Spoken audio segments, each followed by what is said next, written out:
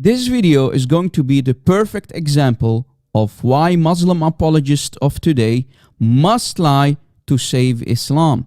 Without lies of the Muslim apologist, Islam dies. And here is a perfect example why. Judaism has these rooted ideas that find their fullest expression in the Christian faith. Yeah, and if you actually do some research and look at the literature on it, from what I'm able to tell, is that the authors will actually tell you that these things which are claiming to be rooted in Judaism were actually previously rooted in paganism and are a fob off from that. So I don't think it's actually a good thing for Christians to appeal to it, because if they want, then they're seemingly endorsing paganism and polytheism. Right. Do you have any specific literature or scholars that you can mention that make this argument? Not offhand, but I know that what's the Jewish scholar's name? Was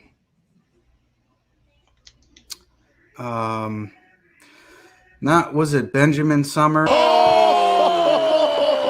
Benjamin Summer. Oh, no, he didn't. And if you actually do some research and look at the literature on it, the authors will actually tell you that these things which are claiming to be rooted in Judaism were actually previously rooted in paganism. Right. Do you have any specific literature or scholars that you can mention that make this argument? Benjamin Summer. Friends, it's a delight to be here today with Professor Benjamin Summer, who is professor of Bible at the Jewish Theological Seminary.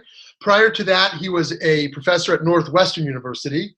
He is the author of Revelation and Authority, Sinai in Jewish Scripture and Tradition, a study on how the giving of the Torah at Sinai became understood in the Jewish tradition, which won the 2016 Goldstein-Goren Award for the best book in Jewish thought, Mazel Tov. An earlier book of his, The Bodies of God and the World of Ancient Israel, were actually previously rooted in paganism. In fact, it's not so pagan. In fact, there was a monotheistic version of this that existed already in the Tanakh. So this is not just Greek paganism sort of smushed onto a Jewish mold. And if you actually do some research, I don't think it's actually a good thing for Christians to appeal to it. In fact, to say that 3 is 1, heck, the Kabbalah is going to go further than that. They say 10 is 1. The Zohar, Sefer HaBahir, they say 10 is 1. And actually, when you get to Luriana Kabbalah, and there's the idea that within each of the Sefirot, each of the 10 Sefirot has 10 Sefirot within it, so that we've got 100 different Sefirot, really. We're taking this reasoning much, much farther than the Christians did. And if you actually do some research and look at the literature on it. So actually, one of the more radical conclusions that I came to, much to my own surprise, when I was writing this book, and this is not at all what I had intended to do, because in various ways that we could discuss if you're interested, I'm actually rather uncomfortable with my own conclusion here, but as a scholar, I got to call them as I see them.